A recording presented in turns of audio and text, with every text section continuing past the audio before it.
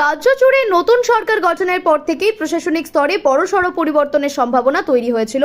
মুখ্যমন্ত্রী হিসেবে শুভেন্দু অধিকারীর শপথ গ্রহণের পর সেই জল্পনায় আরও জোরালো হয়।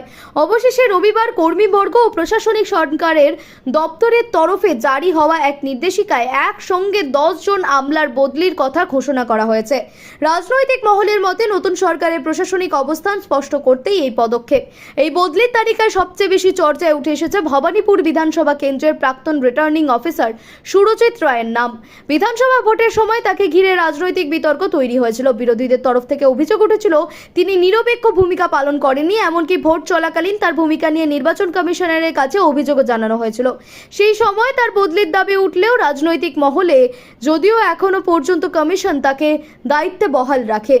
এবার সেই সুরজিৎ রায়কেই মুখ্যমন্ত্রীর দপ্তরে সিনিয়র উপসচিব পদে নিয়ে আসার সিদ্ধান্ত নেওয়া হয়েছে। নতুন সরকারের এই সিদ্ধান্ত ঘিরে ইতিমধ্যেই রাজনৈতিক মহলে শুরু হয়েছে নানান আলোচনা। অনেকের মতে প্রশাসনের গুরুত্বপূর্ণ জায়গায় নিজেদের আস্থাভাজন আধিকারিকদের বসাতে এই রদবদল করা হয়েছে।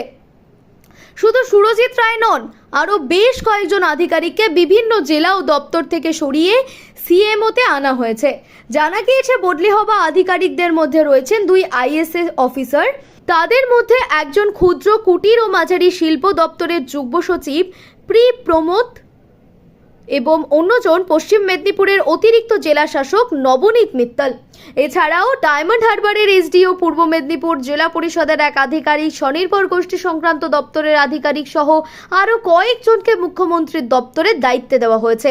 তাদের অধিকাংশকেই সিনিয়র উপসচিব পদে নিয়োগ করা হচ্ছে বলে প্রশাসনিক সূত্রে খবর। অন্যদিকে মুখ্যমন্ত্রীর দপ্তরে দীর্ঘদিন কর্মরত এক আধিকারিক পবিত্র চক্রবর্তীকে উত্তরবঙ্গে বদলি করা হয়েছে। এতদিন তিনি স্বরাষ্ট্র ও পার্বত্য বিষয়ক দপ্তরে সহকারী সচিব পদে দায়িত্ব সামলাচ্ছিলেন। এবার তাকে উত্তরবঙ্গ রাষ্ট্রীয় পরিবহন নিগমে পাঠানো হচ্ছে। জানা গিয়েছে তিনি কোচবিহারের দায়িত্ব পালন করবেন। প্রশাসনিক মহলের একাংশের মতে নতুন সরকার দায়িত্ব নেওয়ার পর প্রশাসনিক কাঠামোয় নিজেদের মতো করে পরিবর্তন আনা খুবই স্বাভাবিক। শনিবারই শুভেন্দু অধিকারীর ব্যক্তিগত সচিব হিসেবে শান্তনু বালা এবং উপদেষ্টা হিসেবে সুব্রত গুপ্তের নাম ঘোষণা করা হয়েছে। সেই ঘোষণার কয়েক ঘন্টার মধ্যেই নবান্ন থেকে আরও একটি বিজ্ঞপ্তি প্রকাশ করে প্রায় 62 জন আধিকারিক, কর্মীবর্গ ও প্রশাসনিক সংস্কার দপ্তরে ডেকে পাঠানো হয়।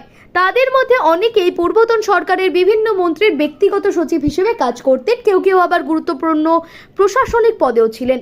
তার 24 ঘন্টার মধ্যেই এই বড় সড় রদবদলের নির্দেশিকা সামনে আসায় স্পষ্ট নতুন সরকার প্রশাসনের ভিত আরও শক্ত করতে দ্রুত পদক্ষেপ শুরু করেছে। রাজনৈতিক মহলের ধারণা আগামী কয়েকদিনের মধ্যেই আরও কিছু গুরুত্বপূর্ণ বদলির ঘোষণা সামনে আসতে পারে।